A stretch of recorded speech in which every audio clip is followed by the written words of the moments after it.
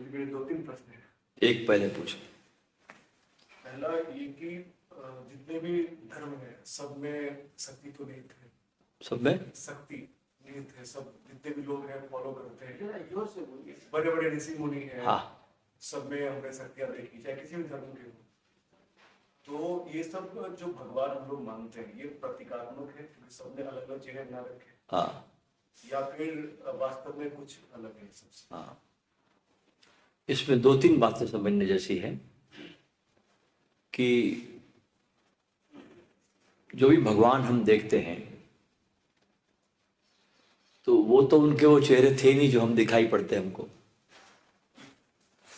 ठीक है, गौतम बुद्ध का जो चेहरा हम देखते हैं वो चेहरा वास्तव में उनका वो चेहरा है ही नहीं। वो चेहरा तो करीब करीब सिकंदर से मिलता हुआ है। इनका जो ओरिजिनल चित्र है गौतम बुद्ध का वो लंदन की आर्ट गैलरी में रखा हुआ है। तो वो जो हम चेहरा देखते हैं उससे बिल्कुल भिन्न चेहरा है वो। उनकी दो तस्वीरें वहां रखी हुई है, एक जब वो उनकी उम्र बहुत कम थी लेकिन उनको परमात्मा की प्राप्ति हो चुकी थी, एक वो चित्र है उनका लंदन आर्ट गैलरी में। दूसरा एक चित्र और भी जब वो बहुत थोड़े बूढ़े हो गए थे। वो दो चित्र वहां उनके ओरिजिनल रखे हुए। बाकी जो हम भारत में चित्र देखते हैं वो सब वो सिकंदर का चेहरा जैसा बना हुआ उनका है।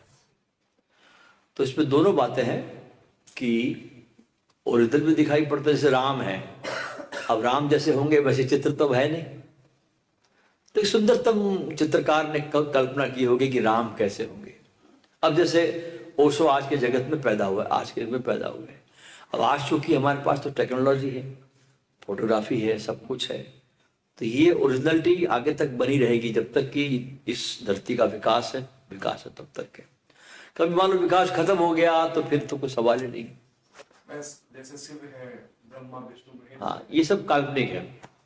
हाँ। दूसरा सवाल ये था स्वामी जी की आपने ये कहा कि हमें प्रकृति ने जो हमें बनाया उससे ऊपर जाना है। हम ऐसा भी मानते हैं कि ईश्वर ने ही प्रकृति की रचना करी, तो क्या प्रकृति जो ईश्वर ने बनाया वो बिल्कुल सही नहीं है जो हम इससे दूर जाना चाहते हैं? देखिए, जीवन का नाम है सदा विकास। हम देखें पूरे जगत में, चाहे वो छोटा सा वृक्ष हो, चाहे वो नदी हो, पहाड़ हो, पर्वत हो, कोई भी चीज हो, आकाश हो, सितारे हो, सब एक ब्रह्म की तरह है जो विकसित होते जा रहे हैं। इसमें कुछ नष्ट भी हो रहे हैं, कुछ विकसित भी हो रहे हैं, और ये सतत प्रक्रिया है। तो प्रकृति ने जो हमको बनाया, प्रकृति हमको इस विकास तक ले आई जहां तक वो हमारा विकास कर सकती थी। इसके बाद का विकास हमारे ऊपर छोड़ दिया गया कि आप चाहो तो कर सकते हो, आप चाहे तो ना भी कर सकते हो। आप चाहो तो जिस प्रकार प्रकृति ने आपको रखा है उस प्रकार का जीवन समाप्त करके भी आप विदा हो सकते हो, और आप चाहो तो अपने इस चेतना को और ऊंचाई पर जागरूकता की तरफ भी ले जा सकते हो। तो प्रकृति ने जो पैदा किया उसने अपना पूरा काम पूरा किया। जहां तक उसको आना था वो आपको वहां तक पहुंचा चुकी। अब यहां से दो रास्ते जाते हैं कि एक तो आप चेतना के परम जागृति के शिखर तक पहुंच जाओ जो कि आप पहुंच सकते हो, और या फिर वहीं पे जीवन बिता दो, आप विदा हो जाओ। दोनों बातें। अपूर्णता कहीं भी नहीं है। हाँ, कि प्रकृति ने अपूर्ण पैदा किया, प्रकृति ने यहां तक आपको ले आया, उसका यहां तक ही विकास था। अब इसके बाद विकास आदमी पे छोड़ दिया कि तुम चाहो तो कर सकते हो तो कर सकते, नहीं तो फिर। एक मेरा खुद के लिए प्रश्न कि मैं जब 10वीं क्लास में था तब से मैंने ही कर रहा हूँ कि ठीक। तो शुरू में तो मैं अच्छा करता था, बीच में मैंने प्रैक्टिस छोड़ दी। उसके बाद जब मैं अपने कॉलेज टाइम में गया 2014 के आसपास, उसके बाद जब मैं किसी को भी देखी करता था मेरी तबीयत खराब हो गई। 2-3 बार किया तो तीसरी बार मेरी बहुत ज्यादा खराब हो गई, तो फिर इसको बंद कर दिया। मैंने लोगों से पूछा तो उन्होंने कहा कि शायद आपके चक्कर बिगड़ गए हो, कुछ गलत चीजें हो गई, गलत तरीके आप करते हो। क्या इसका कुछ सुझाव देंगे? देखो, सुझाव ऐसा है कि रेखी एक बहुत अच्छी प्रक्रिया है, और ये रेकी बुद्धिज्म से आती है। बुद्धिज्म में सबसे बड़ा जो सूत्र है भगवान गौतम बुद्ध का, वो है सारे जगत के प्रति मंगल मैत्री की भावना, कि तुम अपने वाणी से, कर्म से, विचारों से ऐसा कोई काम मत करो जो तुम्हारे को जगत के प्रति दुश्मनी से भरता हो। तो उन्होंने जो एक प्रयोग दिया था कि तुम कोई भी अगर ध्यान करो, तो बुद्ध का यह वचन था कि उसके बाद तुम ये जरूर करना, अंदर भीतर भाव करना कि ये जो आनंद मेरे को मिला ये सारी मनुष्यता तक पहुंचे, ये आनंद सिर्फ मेरे तक ही सीमित न रह जाए, ये उन लोगों तक भी पहुंचे जो इसके प्यासे हैं, चाहे वो कहीं भी रह सकते हो, तो दूर दूर तक मेरी ये भावना पहुंचे, मेरे मेडिटेशन की, मेरे ध्यान की। तो कल्याण मैत्री का भाव बुद्ध का था। और ये जो रेकी आई है, ये जापान के जो जिन्होंने चालू किया वो बुद्धिस्ट थे, तो वहीं से ये परंपरा का शुरुआत हुआ है। आप जो रेकी करते थे और आपने जो बीच में छोड़ दिया, उस छोड़ने से थोड़ा गड़बड़ हो गया। मैं दोबारा कोशिश करता हूँ। हाँ। तो मुझे यहाँ बहुत डायमेंशंस होते हैं हाँ। और घुटन भी होती है। हाँ। मैं कर नहीं पाता। तो अभी आप है ना एक काम करिए कि इसके पहले कि आप शुरुआत करें, आप अपने तीसरे नेत्र पर ध्यान लगाइए, जो मैंने यहाँ पर सिखाया आपको। कुछ दिन तक 20-25 दिन, 21 दिन आपको इस तीसरे नेत्र पर ध्यान करना है। उसके बाद आपके मार्ग खुलेंगे। पूछिए और किसी को।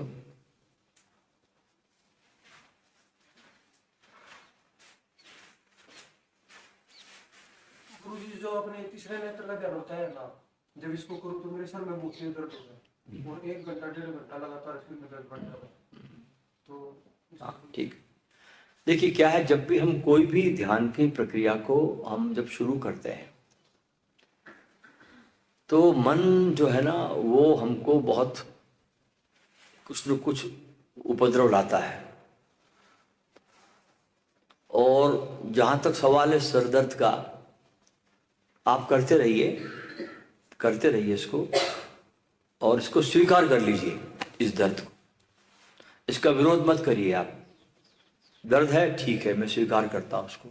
तो जैसे आप स्वीकार भाव में जाओगे और आप ध्यान का प्रयोग करते रहोगे, ये दर्द आपका अपने आप चले जाएगा। और जैसे मैं मेडिटेशन करूँ ना, तो करते करते मैं विपස්සना में चला जाऊँ, जैसे वही सांसों के उस पे चला जाऊँ, तो मेरा मन वहाँ दुविधा में पड़ जाए कि भाई, क्योंकि विपස්සना में ही ज्यादा आनंद महसूस करूँ मैं, कि भाई इसमें ही जा सकूँ आगे।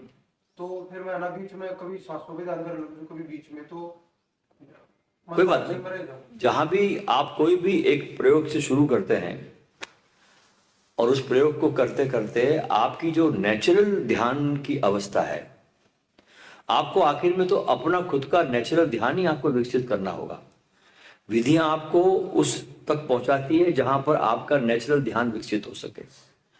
तो जब आपका नेचुरल ध्यान है सिर्फ सांसों को देखना, और जिस विधि को आप करते करते वहां तक पहुंच गए हैं, उस विधि को छोड़ दीजिए आप और नेचुरल पे आ जाइए। क्योंकि आखिर आपको अपना नेचुरली रखना है, जो आपका नेचर है।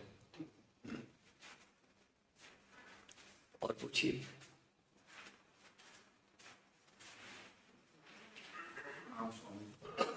स्वामी जी, मेरा प्रश्न ये है कि एक साधक के मन में निरंतर खोज चली रहती है कि परमात्मा की तरफ जाना है, तो हर समय उसके अंदर ये कैसे बना रहे कि मेरे को जाना ही उस तरफ, मतलब अपने लक्ष्य की तरफ ध्यान कैसे टिका रहे? क्योंकि बाहर की जो आजकल गतिविधियां हैं वो लक्ष्य से थोड़ा भटका देती हैं, तो सिर्फ वही उसी तरफ फोकस कैसे बना रहे हर समय?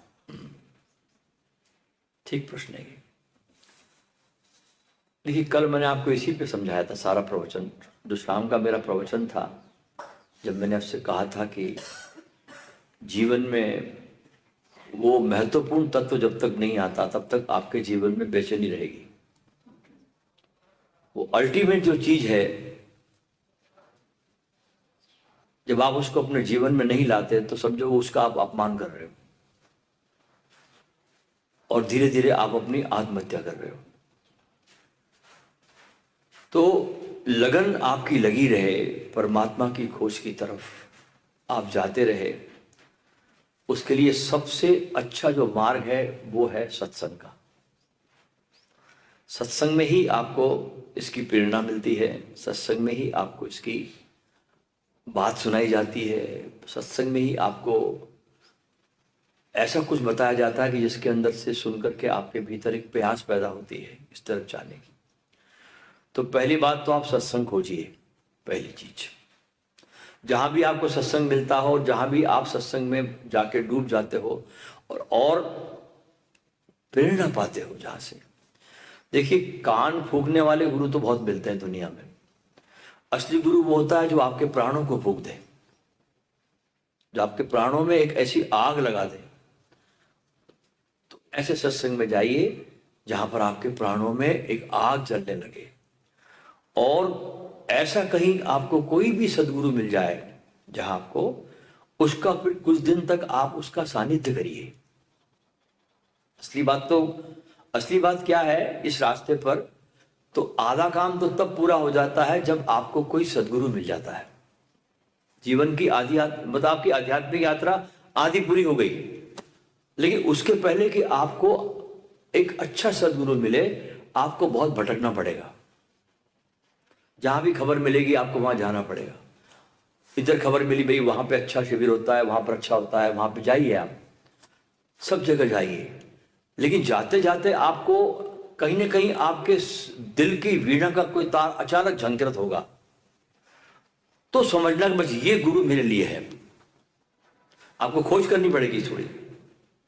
उसके बाद आपको लगे कि नहीं, यहां इसके पास, इनके पास बैठने से मैं बिल्कुल बहुत सहजता से मैं पिघलने लगता हूं और मैं कुछ होने लगता हूं, तो समझना कि वो सदगुरु आपके लिए है। और ऐसा कहीं तुम्हारा जीवन में घट जाए तो फिर उसको छोड़ना नहीं, फिर भटकना नहीं। नहीं तो क्या होता, आदमी की एक आदत पड़ जाती है भटकने की, कि आज वो ओशो के पास में गए, कल रमन महर्षि के पास में गए, कल कृष्णमूर्ति के पास में गए, परसों फलाने के पास में गए। ऐसे भटकते भटकते भटकते भटकते आदमी समाप्त हो जाता है। उसके जीवन में सत्संग शुरू होता ही नहीं। देखिए, दो शब्द है, एक शब्द है साध संगत, उसमें हमको भटकना है, साधुओं को देखना है, साधुओं के पास जाना है, तलाश करनी है कौन मेरे लायक है, वो साध संगत है। सत्संग, अब तुमको मिल गया कोई, अब वहां से बैठना है तुमको, उसके पास बैठना है, उसकी हवा में डोलना है, उसकी बात को सुनना है, उसको निहारना है, उसको देखना है, उसको अपने भीतर उतार लेना है, जगह देनी उसको अपने। तो असली सवाल सत्संग है, और सत्संग के द्वारा ही तुम्हारे जीवन में रूपांतरण आता है। सात संगत से रूपांतरण नहीं आता। सात संगत भटकन है, मतलब खोज है आपकी, वो आप खोज रहे हैं अभी। लेकिन सत्संग जब शुरू होता है तब बात कुछ बनती है। और अक्सर मैं देखता हूं कि लोगों के जीवन में सत्संग आता ही नहीं है, वैसे भटकते रहते हैं, यहाँ जाएंगे, वहां जाएंगे, इधर जाएंगे, उधर जाएंगे, उसकी तलाश करेंगे। इस प्रकार किसी के पास टिकते नहीं हो। और ये घटना तब घटती जब तुम टिक जाते हो। जैसे एक झाड़ है, आपने उसको एक जगह लगाया, फिर आपने उसको उखाड़ा, फिर दूसरी जगह लगाया, फिर उसको वहां से उखाड़ा और तीसरी जगह लगाया, वहां से उखाड़ा कहीं और लगाया, वो झाड़ लगेगा ही नहीं, खत्म हो जाएगा। तो ऐसे ही हमारी साधना का वृक्ष भी है। आप पहले घूमिए, पहले तो घूमना ही पड़ेगा आपको, नहीं तो आप पहचानोगे कैसे उसको। तो पहले आप थोड़ा जाइए, आपको जहां भी संदेश मिलता है, जहां भी खबर मिलती है, वहां पर अच्छा है, वहां पर अच्छा है, वहां ये हो रहा है, वहां ये हो रहा है, सब जगह जाइए, देखिए, अपनी खोज को बना के रखिए। और जहां आपको लगे कि नहीं, ये यहां आकर के मेरे सितार के तार थोड़े झंकृत हो गए, मुझे कुछ बात यहाँ पे समझ में आ गई, मेरे भीतर कुछ जागृति के तत्व कुछ पिघलने लगे, जलने लगे, तो उसको फिर छोड़ना नहीं। तो सबसे बड़ा ये है इसमें कि इस रास्ते पर किसी सदगुरु का मिल जाना, और उससे बड़ा सौभाग्य है कि फिर तुमको उस सदगुरु का सानिध्य मिल जाना। ये बड़ा भारी सौभाग्य होता है। जैसे मुझको मिला ओशो का सानिध्य, मैं पूरे जीवन भर उनके साथ रहा, उनके चरणों में बैठा, उनके लिए गीत गाए, उनके लिए सब कुछ किया, उनकी याद में उठा बैठा, रोया झूमा, सब कुछ किया। एक सानिध्य मुझे मिला तो मेरे जीवन में रूपांतरण आया। जैसा कि आपने कहा था कि 45 दिन तक हम लोग जैसे को फोकस करें इस चीज़ के लिए, तो मैं काफ़ी टाइम से करता आ रहा हूँ। ये सही डायरेक्शन जा रहे हैं, नहीं जा रहे हैं, तो कैसे मालूम पड़ेगा, कैसे फील हो जाए कि हाँ भाई थोड़ा एक्टिवेट हो रहा है। जर्नी तो लंबी है, लेकिन सही रास्ते में जा रही कैसे मालूम पड़ेगा कि कदाच हम टारगेट हम अचीव कर रहे हैं? जिस दिन ये प्रश्न खो जाएंगे, इस दिन ये प्रश्न खत्म हो जाएंगे, समझना कि आप राइट डायरेक्शन में जा रहे हैं, ठीक ठीक कर रहे हैं। जब तक प्रश्न है तब तक करना पड़ेगा आपको। जब हो जाएगा तब प्रश्न अपने आप गिर जाएंगे, तब तक करते रहिए इसका।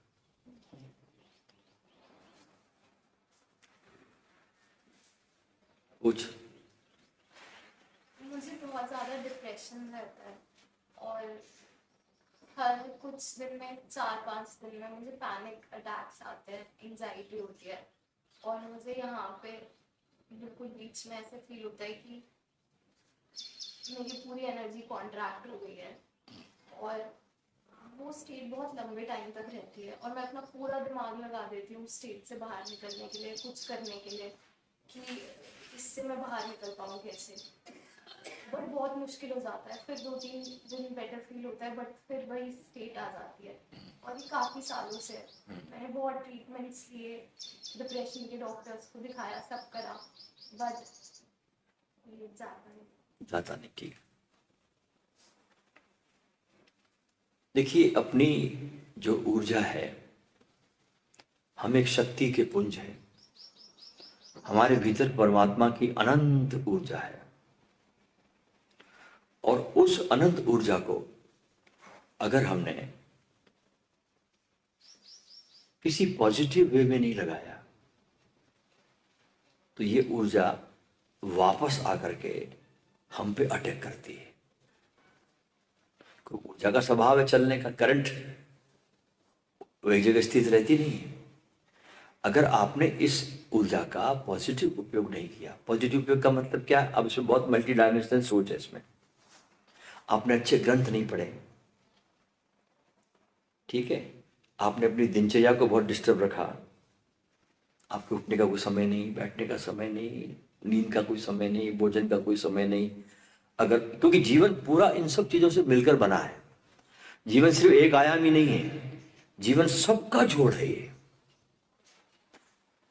तो अगर आपने अपनी दिनचर्या को बहुत डिस्टर्ब रखा तो भी आपको ये सब अटैक्स आएंगे, सब कुछ आएंगे। तो जीवन को एक थोड़ा सा एक अनुशासन दो, थोड़ा कि मुझे कब उठना है, कब बैठना है, कब काम पे जाना है, कब विश्राम करना है, कब ध्यान करना है, कब मुझे 1 घंटा कुछ ग्रंथ को देना पढ़ने के लिए, कब मुझे कोई अच्छी कोई चीज़ सुननी है जो मेरे को बहुत सुकून देती हो।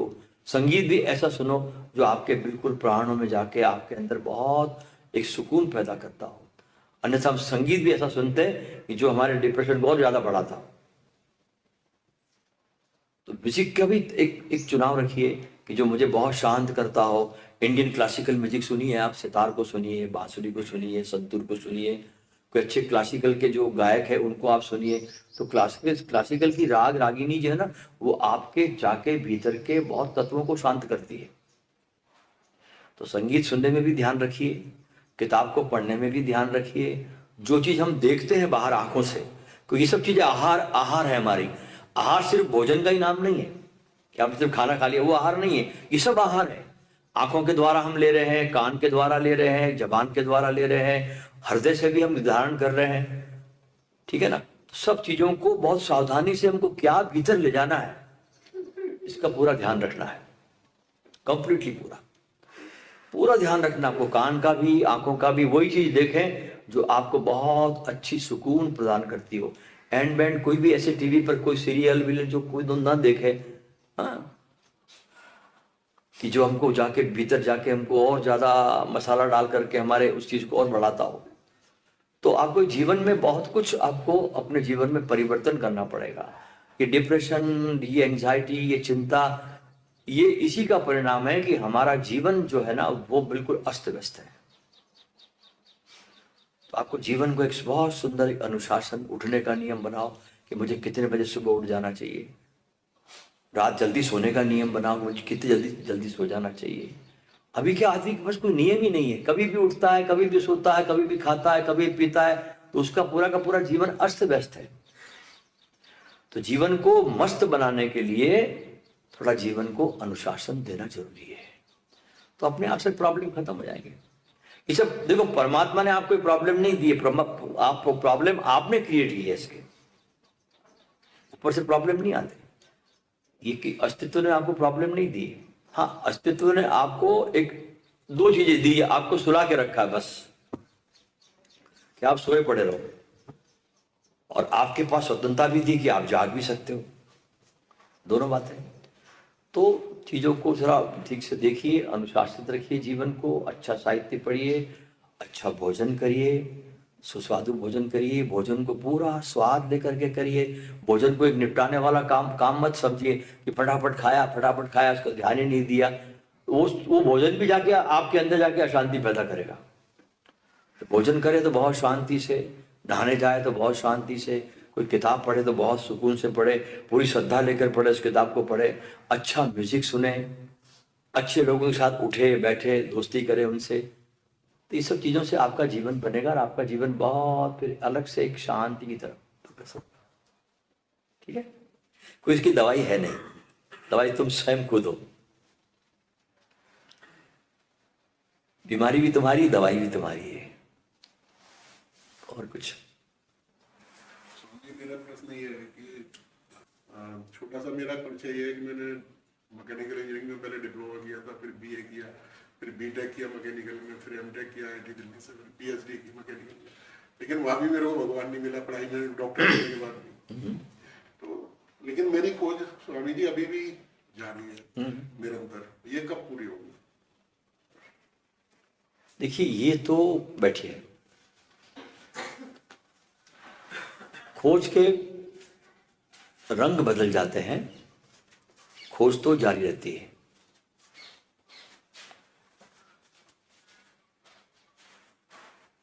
और ये अच्छी बात है कि खोज आपकी जारी है, आपने अपनी खोज को मार नहीं डाला, आप अपनी खोज को जारी रख रहे हैं।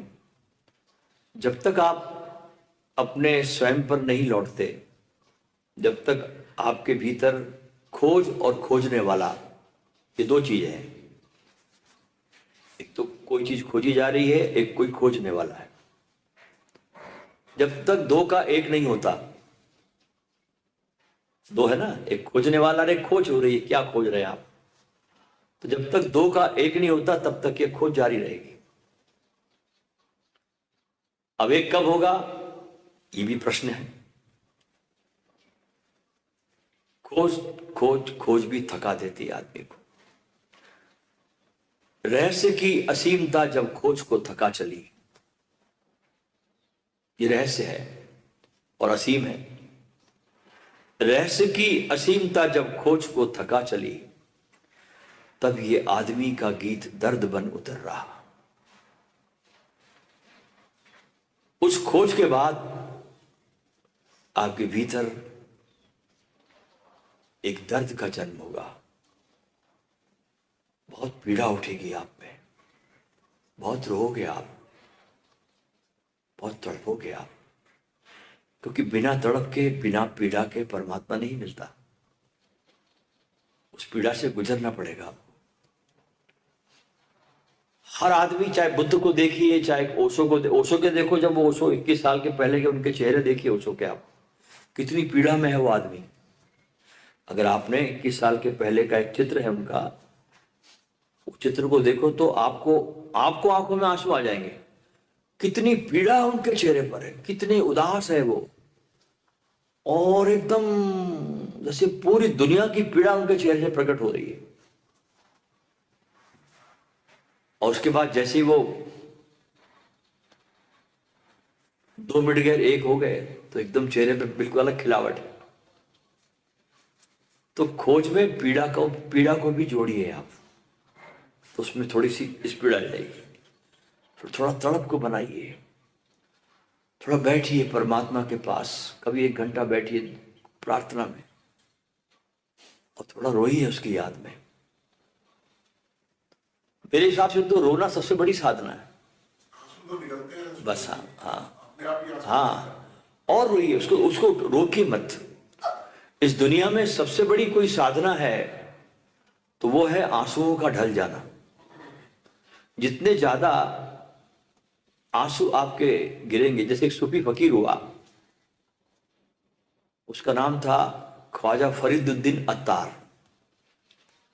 ये अपने ज़माने का बहुत बड़ा सूफी फ़कीर था और इसका बड़ा नाम है सूफी जगत के इतिहास में, और ये बहुत बड़ा फार्मासिस्ट था।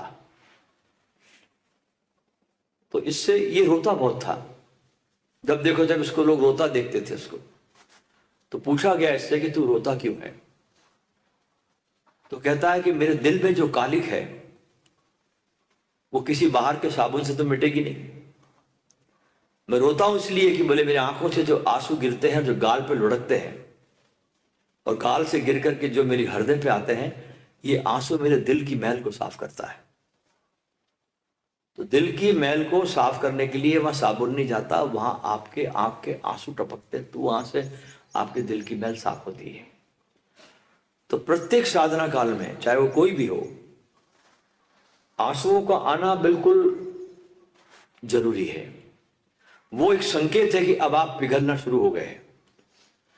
वो एक आपको एक संदेश देता है कि आपकी यात्रा शुरू हुई है। अभी जिस आदमी ने, जिस स्त्री ने इस रास्ते पर चल के जिसने आंसू ही नहीं बहाए, उसके भी यात्रा शुरू हुई नहीं, उसका पिघलना शुरू हुआ ही नहीं अब तक। तो इस रास्ते पे अगर मान लो आंसू आ जाए, आपको रोना अगर शुरू हो जाए, तो समझना कि आपको परमात्मा ने याद करना शुरू कर दिया है। आप अकेले याद नहीं कर रहे, अब भगवान ने भी आपको याद करना शुरू कर दिया है। हाँ, अब वहां से भी आपको मैसेज आने लगे कि वो भी आपकी याद में उतना ही तड़प रहा है।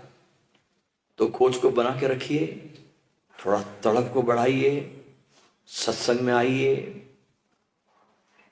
अच्छे अच्छे लोगों को सुनिए, उनके पास बैठिए, उनकी तरंगों को अपने भीतर लेने की पूरी प्यास पैदा करिए। फिर आपको पीड़ा पैदा होगी, और उसके बाद जो आपको जो उपलब्धि होगी, कोई बिना पीड़ा के उपलब्धि हो जाए उसकी भी कोई वैल्यू नहीं होती।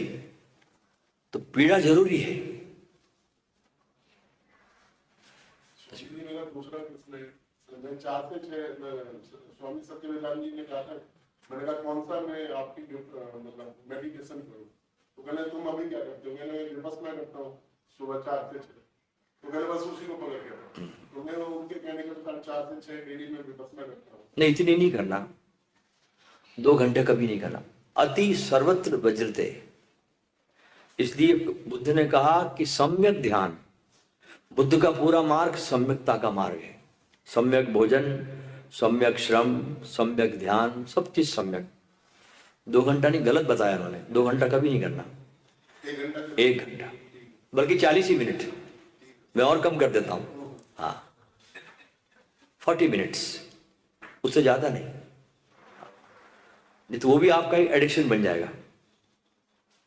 40 मिनट के लिए बैठिए ध्यान में बस आप, और 40 मिनट में पूरे प्राणों से बैठिए, पूरी तन्मयता से बैठिए, और ये कोशिश करिए धीरे धीरे बैठते बैठते कि विधियां छूटे और असली चीज प्रकट हो। विधियां साधन है सिर्फ, ध्यान रखना। जैसे आपको नदी पार करनी है, तो नाव क्या बनी? साधन, ठीक है ना। अब आपको नदी के पार चले गए, आप उतर गए नाव से, अब नाव को ढोना नहीं है। तो विधियां एक नाव की तरह है, उससे चिपकना नहीं है, उसको ढोना नहीं है, उसका उपयोग करना है। और धीरे धीरे कोशिश करनी है कि कैसे मेरे जीवन से विधियां विदा हो जाए विधियां, और ध्यान में मैं हो जाऊं। फिर वही बात आ गई, 2 चले जाए और 1 बचे, द्वैत खत्म हो जाए, जो ड्युअलिटी वो चले जाए और 1 निखालिस बचे। तो विधियों को करना भी है, विधियों को छोड़ना भी है। जैसे उसको कहते हैं ना, संसार में दौड़ना भी है और संसार में रुकना भी है। सिर्फ दौड़ते दौड़ते खत्म मत हो जाना, संसार में रुक के भी देखो, इतना दौड़ लिया, अब रुको। तो विधि करो भी, और कोशिश ये करो कि विधियों के प्रति आप एडिक्शन ना हो। अब मैं देखता हूं कुछ लोगों को, मेरे कुछ लोग मेरे बहुत परिचय में हैं, जो 30 साल से डायनेमिक ध्यान कर रहे हैं। अभी लोग पागल हो गए, मैं उनके अंदर पूरी तरह से पागलपन देखता हूं, लोगों के अंदर बिल्कुल साइकिक हो गए वो लोग। 30 साल डायनेमिक करने की जरूरत ही नहीं। डायनेमिक सिर्फ 21 दिन करने की जरूरत है। जो आपको कहते हैं कि जन्म पर डायनेमिक करो, मूर्ख लोग, उनकी सुनना मत आप, उनको पता ही नहीं ध्यान के बारे में। डायनेमिक सिर्फ आपकी जमीन को तैयार करता है, ध्यान की जमीन को, कि जिसमें आपके ध्यान की फसल उग सके। जमीन है डायनेमिक, आपका रेचन करता है, कार्बन डाइऑक्साइड बाहर फेंकता है, ऑक्सीजन भीतर ज्यादा ले जाता है, वो तैयारी है। उसको कहते हैं वो सिर्फ एक जमीन को तैयार करने जैसा है, उसको पकड़ना नहीं है। जमीन तैयार हो गई, छोड़ दो उसको, खत्म करो उसको। हर विधि को छोड़ते जाना, आपको ध्यान रखना, विधि पकड़ना नहीं है। विधि आपको पार ले जाने के लिए है, पकड़ाने के लिए नहीं है। ऐसी सदगुरु भी है, सदगुरु को पकड़ना भी बहुत जरूरी है आपको, और जब पकड़ो तो बहुत गहराई से पकड़ो उसको। लेकिन श्रेष्ठतम जो सदगुरु होता है वो देखता है कि तुम्हारा काम हो गया इसके पास में, तो धीरे से अपने को अलग कर देता है। जो गुरु आपको चिपका के रखे वो गुरु किसी काम का नहीं है। तो जब देखता है आपका काम पूरा हो गया, उसका काम खत्म हो गया, तो धीरे से अपने को अलग कर देता है और आपको उस तरफ इशारा करता है आपको कि अब आपको उधर जाना है। तूने एक रूप देख लिया मेरे अंदर, प्रेम कैसे किया जाता है, कैसे डूबा जाता है, तूने मेरे पास ये पाठ पढ़ लिया, अब तुम बड़ा पाठ पढ़। तो तुमको ये परमात्मा के प्रेम में सदगुरु फेंक देता है, इशारा कर देता है। बलिहारी गुरु आपकी जिन गोविंद दियो बताए।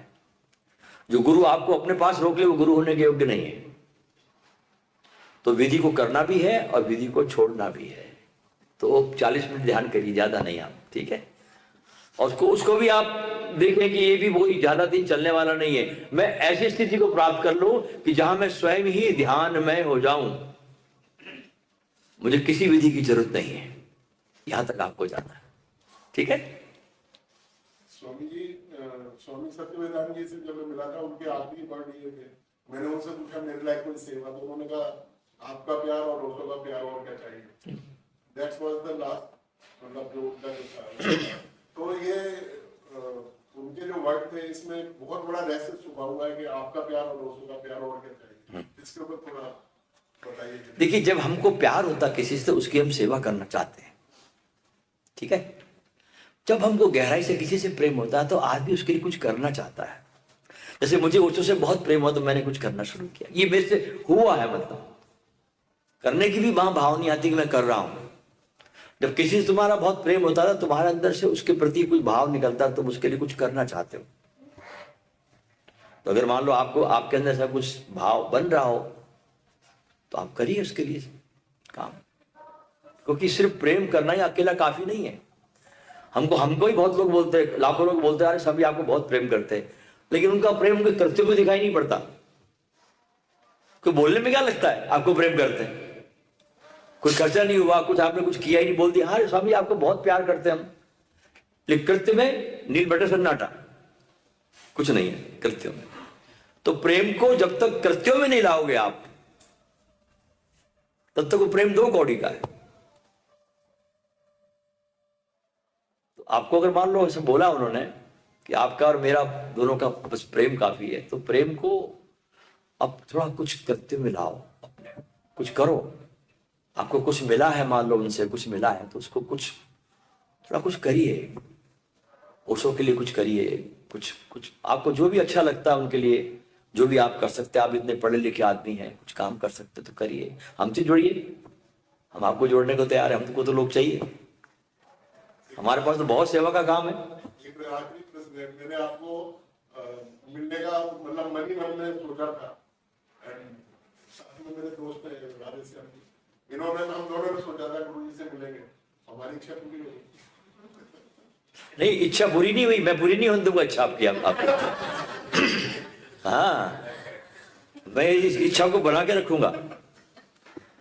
तो अभी आपको हमारे आश्रम पे आना है, आपको हमारा आश्रम देखिए पहले आकर आप, और हमारे आश्रम के लिए वहां पे रहिए, आप कुछ दिन बिताइए उस आश्रम पर, उस ऊर्जा मंडल को आप थोड़ा महसूस करिए, अपने अंदर उस पूरे ऊर्जा को भरिए। तो एक नया आपको एक प्रकट होगा, कोई चीज आपके अंदर कुछ पैदा होगी ऐसा कि मैं क्या कर सकता हूं। तो उसमें फिर बहिए आप, उसको भी उस प्रवाह को रोकना मत। वो परमात्मा का प्रवाह जो आपसे पूरा करना चाहता है, उसमें आपका कर्ता का भाव नहीं है फिर, ठीक है ना। आइए, मैं आपके प्रति बहुत आशा रखता हूं कि आप बहुत कुछ काम कर सकते हैं, आपके अंदर बहुत सी संभावना है। स्वामी जी, एक प्रश्न है मेरा। एक मैंने पढ़ा था कहीं किताब में कि जब मरे अजपा मरे अनाहत भी मर जाए, सूरत समानी सबन में ताको पाल न खाए। थोड़ा इसको विस्तार में बताएं। वो मैंने वही बताया मैंने को भी, जब मरे अजपा मरे सब मर जाते हैं। तो जबकि मंत्र की जरूरत नहीं है। देखो क्या है, जरूरत है। बैठो। जैसे अभी मैंने एक शिविर था मेरा तीथल में, तो वहां मैंने एक बहुत सुंदर बात बोली उन लोगों, सब लोगों से, जो आपसे भी बोलूं, जो बहुत आपके काम की है। बुद्ध का एक वचन है, अपो दीपो भाव। हर एक को पता ही वचन, हर एक ने सुना है, लेकिन जितना गलत अर्थ लोगों ने इस वचन का लिया है बुद्ध का, अपो दीपो भाव का, शायद इतना किसी बुद्ध के वचन का लोगों ने गलत अर्थ नहीं निकाला होगा। लोगों को यह ध्यान ही नहीं है, समझ नहीं है कि अपो दीपो भाव शब्द जो है, ये बुद्ध ने अपने अंतिम समय में अपने शिष्यों को दिया था।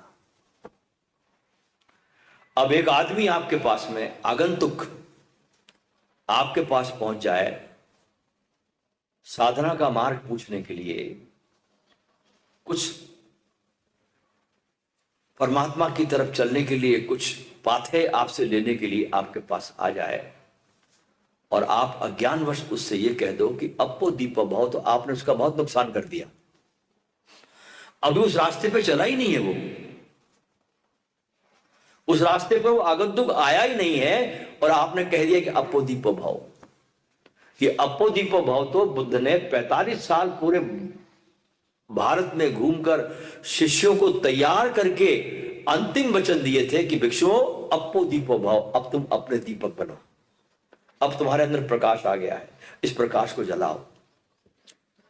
लेकिन हम अहंकारी लोग क्या सोचते, अरे क्या जरूरत है किसी गुरु के पास जाने की। देखो बुद्ध बोल रहे हैं अपो दीपो भाव, तो अहंकारियों को बहुत बहुत संतोष मिला उनके अहंकार को बढ़ाने के लिए कि देखो कहीं जाने की क्या जरूरत है, किसी गुरु के चरण पकड़ने की क्या जरूरत है, किसी गुरु को सुनने की क्या जरूरत है। बुद्ध तो कह रहे अपो दीपो भाव।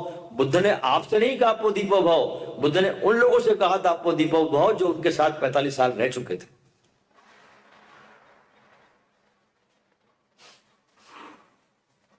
तो विधियों को पकड़ना भी जरूरी है। जैसे आपने कहा जपा मरे सब मर जाते हैं। जो भी मंत्र जाप, जो भी आपने कृत्य किया, जो भी आपने शुभ, लेकिन करना जरूरी है, ध्यान रखना, मैं ये इसका विरोध नहीं करता। करना भी जरूरी है, छोड़ना भी जरूरी है, दोनों। करते करते ही मत पकड़ लेना उसको, वो भी एक एडिक्शन हो जाएगा फिर आपको। पूरे प्राणों से करना, मैं तो कहता हूं जब तुम किसी मंत्र को पकड़ो तो उसको पूरे प्राण झोंक दो उसमें अपने, उसको पूरी तन्मयता से करो, पूरी एनर्जी के साथ करो, ताकि तुम जल्दी उसमें से बाहर आ जाओ। तुम क्यों नहीं बाहर आते? क्योंकि तुम उसको अधूरे मन से करते हो। अधूरे मन से करते हो तो कुछ होता नहीं, तुम उसको पकड़ के रखते हो। जब तुम पूरे प्राणों से करोगे छूट जाओगे उससे। जैसे मेरे हिसाब से अगर आदमी को 21 दिन तक डायनेमिक ध्यान कर ले पूरे प्राणों से, अपने आप छूट जाएगा, उसको छोड़ने की जरूरत नहीं पड़ेगी। अब 30-30 साल से लोग कर रहे हैं, इसका अर्थ हुआ कि उन्होंने पूरे प्राणों से किया ही नहीं वो डायनेमिक ध्यान। मैंने खुद ने जीवन में 10 दिन से ज्यादा डायनेमिक ध्यान नहीं किया, और वो भी तब किया जब ओशो कराते थे मुझको। ओशो शिविरों में डायनेमिक ध्यान जब उन्होंने शुरू किया था, बस 19 दिनों में मैंने 10 ध्यान किए होंगे, बाद में मैंने किया नहीं। लेकिन जब लोगों को देखा करते हुए तो मैंने कहा मैं नहीं करूंगा इसको, 10 दिन किया बहुत है। तो 21 दिन ध्यान जरूरी है डायनेमिक, बस उसके बाद जरूरी नहीं। अब लेकिन आजकल ओशो के जगत में देखो सबको बोलते हैं, कुछ किसी को आप पूछो कि कौन सा ध्यान करूं, बोले डायनेमिक। बिना जाने कुछ भी आदमी बक देता है, मजे की बात, कोई उसको अनुभव नहीं है, और इस तरह हम लोगों को भटकाते रहते हैं। मैं हर एक से पूछता हूं भाई कौन सा ध्यान, लोग बोलते हैं भाई कौन सा ध्यान करें मां, डायनेमिक। कमाल हो गई। 30-30 साल लोगों को देखा करते, उसाइकी हो गए लोग। हाँ, और तो छूटता भी नहीं है उनसे। मैं कितना ही बोलूं छोड़ दो, नहीं छोड़ते, तब पकड़ हो गई उनकी उसके ऊपर। जैसे दारू आदमी वो लोग शराब छोड़ते नहीं छोड़ते ना, ऐसे ही नशा होता है आदमी को न छोड़ने का। तो विधियां करनी जरूरी है, विधियों को छोड़ देना जरूरी है। अंत में आपको वहां तक जाना है, वहां तक प्रतिष्ठित हो जाना है जहां न कोई विधि बचे और न आप भी बचो। बस सदा से जो है ये शाश्वतता, यही आपके अंदर बची रहे। आप भी जहां जाके समाप्त हो जाओ। विधियां तो जाती ही है जहां आप भी नहीं बचे, और जो बचा वो है शाश्वतता, एक सत्य, एक सनातन सदा से है। जो तुम थे तब भी था, तुम नहीं थे तब भी था, तुम नहीं रहोगे तब भी है। ये असली तत्व है, और कुछ। स्वामी जी बचपन से मूर्ति पूजा वो करते आए हैं, बजरंगबली की हम भी बड़े पुजारी रहे हैं, तो क्या ध्यान के साथ साथ उनकी सेवा भी पूजा करते हैं? देखो, ध्यान जो है ना, कोई किसी चीज का विरोधी नहीं है। हम सोचते हैं कि ध्यान करो तो ये सब चीजों की जरूरत नहीं है। मैं तो कहता हूं ध्यान पूर्ण पूजा करो।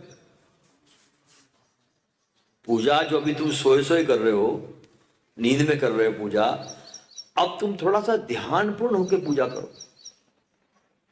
कोई भी साधन तुम्हारे लिए मुक्ति का द्वार बन सकता है, कोई भी साधन, लेकिन शर्त है कि पूरे प्राण, उसमें आधा अधूरा नहीं। कोई भी पत्थर तुम्हारे लिए बहुत द्वार बन सकता है अगर तुम पूरे प्राणों से उसको पूजते हो। और अगर तुमको किसी व्यक्ति से प्रेम नहीं है, जिंदे आदमी से, वो भी तुम्हारे लिए दीवार बन जाता है। तो सवाल तुम्हारे पूरे प्राण का है। इसलिए कहते हैं ना, मूर्ति में प्राण प्रतिष्ठा की जा रही है, तुम्हारे प्राण डाले जा रहे हैं उसके अंदर। तो मूर्ति पूजा का कोई भी विरोध नहीं है।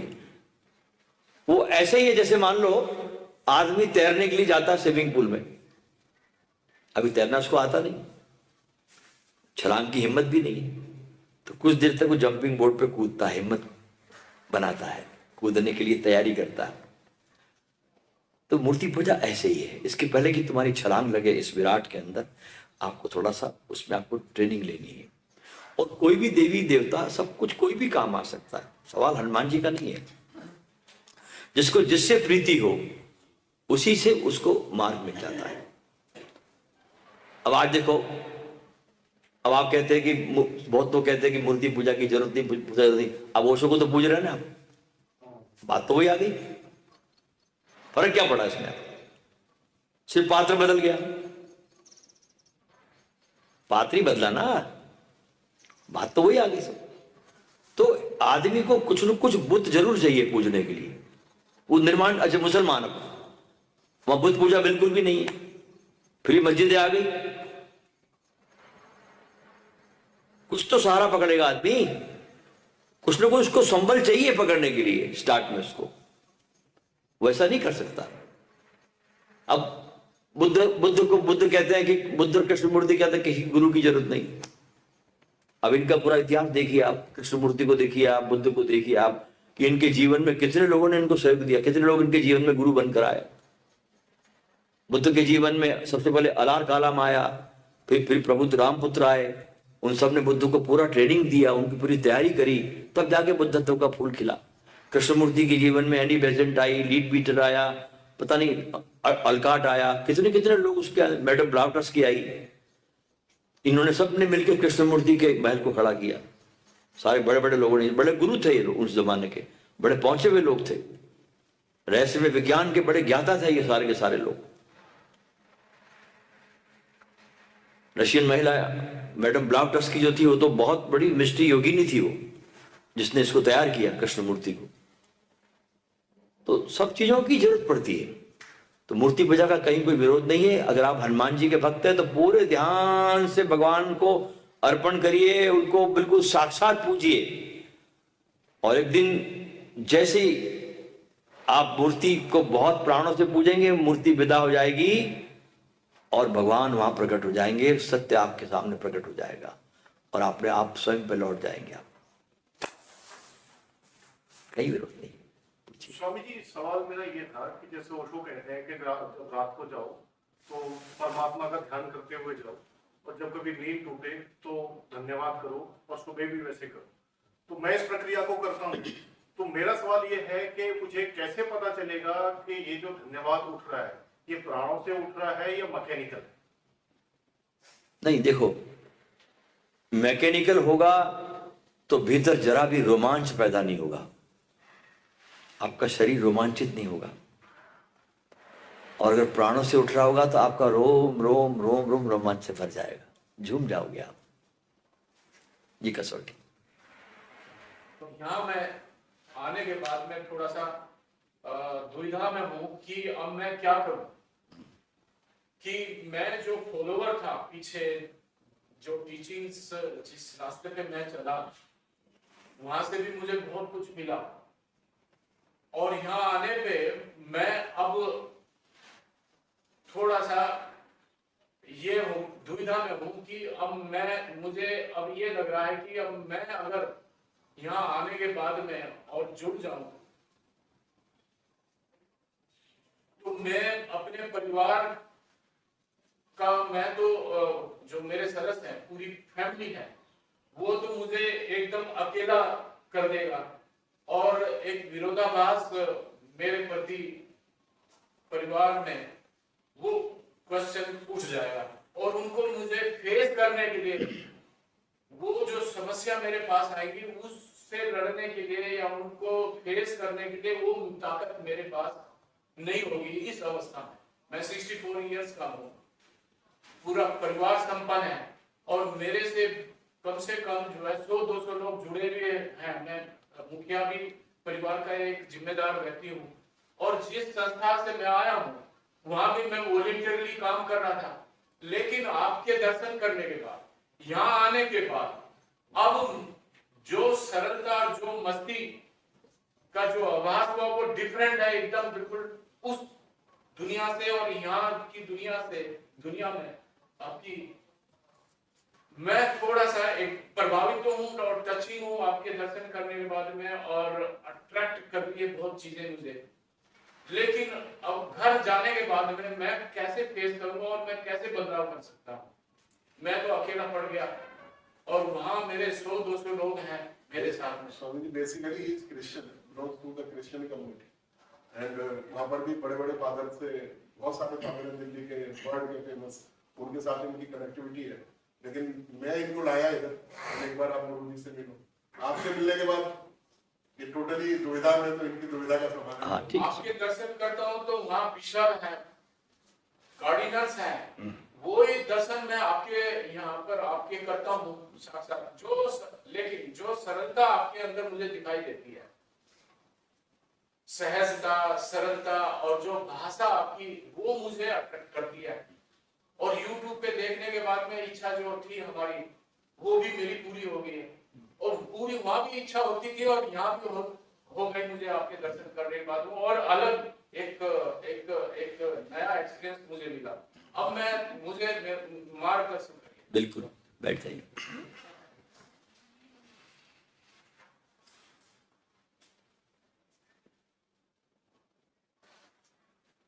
देखिए, आप एक बहुत सुंदर रास्ते पर हैं। आप वो जिस रास्ते पे चल के आए वो रास्ता भी बहुत सुंदर है। उस रास्ते ने ही आपको इस रास्ते पर भेजा है। अगर वहां आप न चले होते तो यहां भी ना आए होते। उस रास्ते ने बहुत आपको सहयोग दिया है, उसके प्रति बहुत धन्यवाद से भरे। जो भी आपके बिशप, जो भी लोग हैं, उनके प्रति परम श्रद्धा से, परम आस्था से, भीतर ऐसा कोई उनके प्रति भाव नहीं रखे। उनके प्रति परम धन्यवाद कि उन्होंने आपको तैयार किया कि आप इस घटना को भी आप देख सके। आपके अंदर वो आंखें उन्होंने ही पैदा की है, आप उन्हीं की देन है। तो उनके प्रति परम भाव, और उन्होंने आपको यहाँ तक भेजा, आपने इसको पहचाना, आपने इसको रिकॉग्नाइज किया, आप इसमें डूबे, इसकी सरलता में डूबे, इसकी सहजता में डूबे, और ये बहुत सुंदर आपका अनुभव रहा। लेकिन यहाँ से जाने के बाद अब आप वहाँ जाकर के हमारी तारीफ मत करना, कि मैं वहाँ जाके आया, मुझे ये मिला, मुझे वो मिला, क्योंकि हमारे पास तो बहुत बड़ा कलेजा है हर चीज़ को सहन करने का। आपने उनकी बात करी, हमने कहा बहुत सुंदर लोग हैं वो, आपने बहुत अच्छे रास्ते पर आपको उन्होंने चलाया, लेकिन हो सकता है कि हमारी तारीफ करने के बाद वो आपके विरोध में खड़े हो जाए। आप कुछ मत बोलना, आप अपनी यात्रा को, हमारे पास आप आते रहना, शिविर करते रहना, यात्रा को जारी रखना, अपने आनंदित होते रहना, मस्त होते रहना। शायद है कि तुम्हारी मस्ती, तुम्हारे आनंद की अवस्था, तुम्हारे शरीर से निकलती हुई तुम्हारी वेव्स कभी तुम्हारे उनको भी पकड़ ले, और वो जब तुमको पूछे तब उनको बोलना कि मेरे अंदर जो परिवर्तन आ रहा है, ये फलानी फलानी मैं जगह जाता हूँ, वहाँ मैं उनको सुनता हूँ, उनके पास बैठता हूँ, उस कारण मेरे जीवन में बहुत बड़ी एक परिवर्तन आ रही है। तो उनके अंदर भी तुम थोड़ी सी प्यास पैदा करोगे। तो कहीं से भी कुछ विरोध करने की जरूरत नहीं है। आप जहां जुड़े हैं परिवार से, उससे और गहराई से जुड़ना है, तोड़ना नहीं है उसको। मैं कभी किसी को तोड़ना नहीं सिखाता, मैं सदा सिखाता हूं जुड़ के रहना। तोड़ना तो 2 मिनट की बात है, किसी झाड़ को तोड़ना, एक कुल्हाड़ी लाओ, 1 घंटे में झाड़ टूट जाएगा, लेकिन खड़ा करने के लिए कई साल लग जाते हैं। तो जहां से आप आ रहे हैं उससे आप टूटे बिल्कुल भी नहीं, उससे और मजबूती जुड़े, लेकिन इधर भी आप आते रहे ताकि आपके आत्मा की आपको खुराक मिलती रहे। और वहां चर्चा अभी करना नहीं, लेकिन जब आपके जीवन में कुछ बहुत अच्छा रूपांतरण आने लग जाए, आपका खुद ही इतना बड़ा आरा बन जाए, आभा मंडल बन जाए कि आपका आभा मंडल ही उन लोगों को बोलना शुरू कर देगा कि यार ये आदमी के अंदर बहुत बड़ा परिवर्तन आया, कि आया, फिर खुद खोज आपको पूछा जाएगा, तब आप उनको बताना।